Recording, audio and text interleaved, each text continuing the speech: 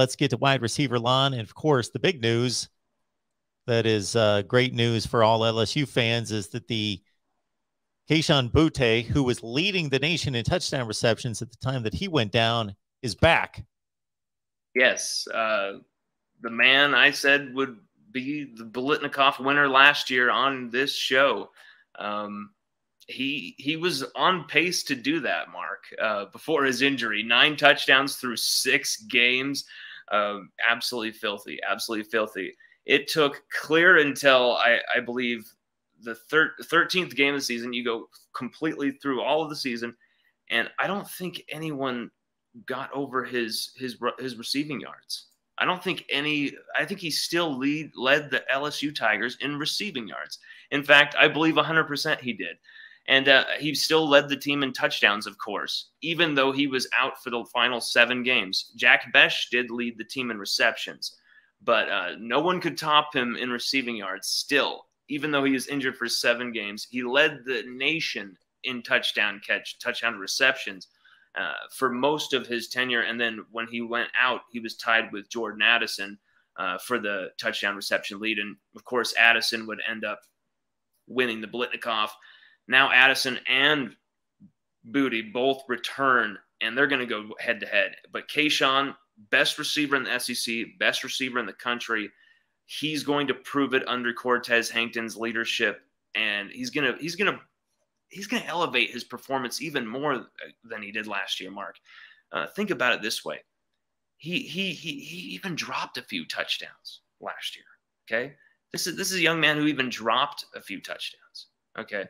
Kayshon Boutte, he really never actually hit it to the max. And that's not only, in my opinion, that's in his family's opinion as well, that he never really even hit his max. But this is a young man who had 1,244 yards, 14 touchdowns in 16 games. It's deliriously filthy. But, it's not just him. Jack Besh, who some can call him a tight end, some can call him a receiver. I believe he's a receiver. He usually practices with the receivers.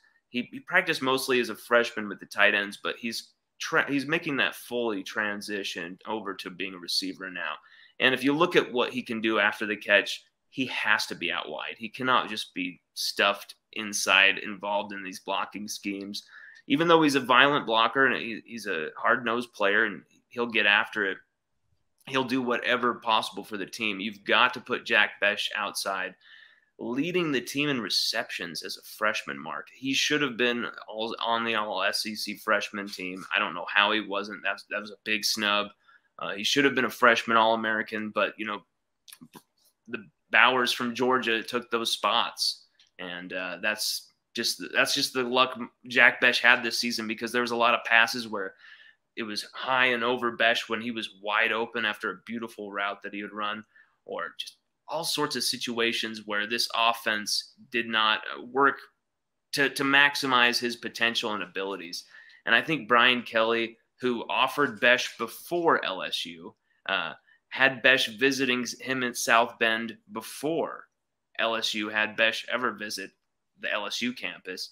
I think Brian Kelly is going to be drooling over the possibilities, what he and Mike Denbrock can do with Jack Besh.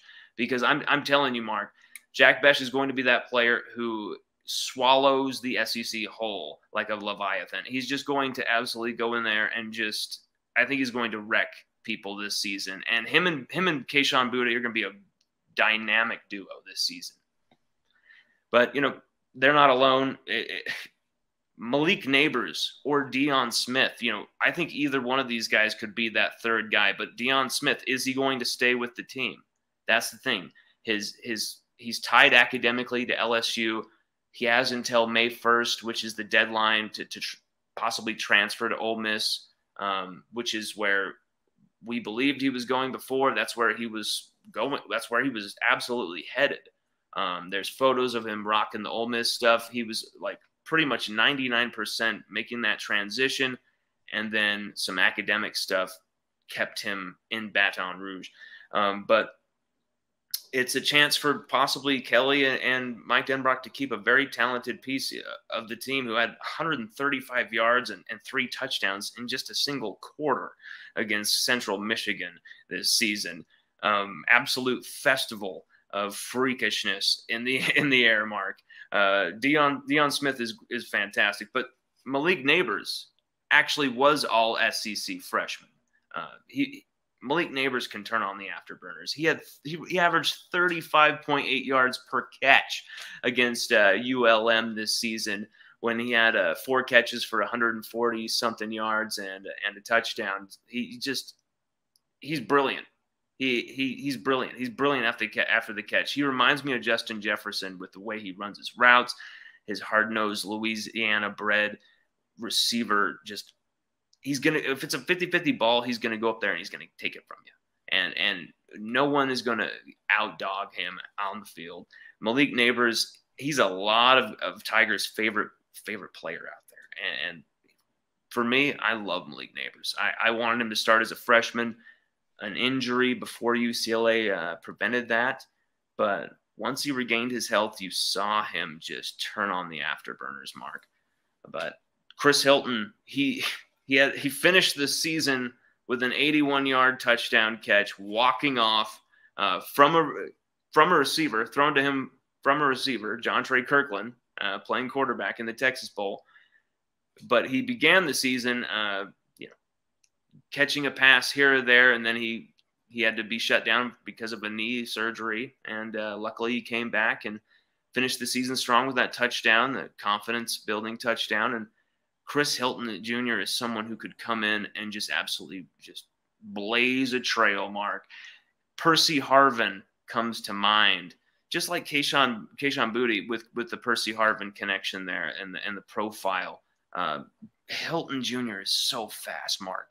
So fast. He has unreal champion track speed, near Olympian level track speed, Mark. He's won a lot of awards in the track and field competitions there, and it just what he does is absolutely filthy. And I just cannot wait for him to be fully healthy, 100% on the field.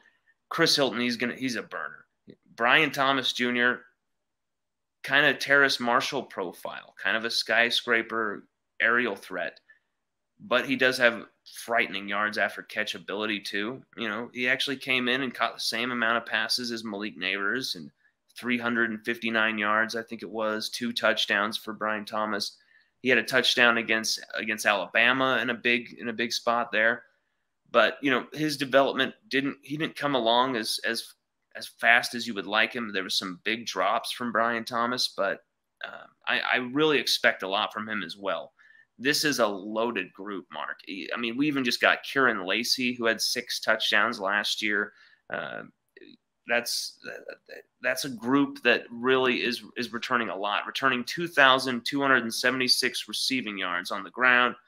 I mean, up through the air, 171 catches, 24 touchdowns.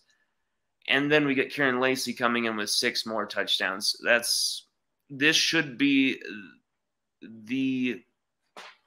if even including the defense, I'll even include the defense in this. This should be the strength of the team, Mark. The number one strength of the team.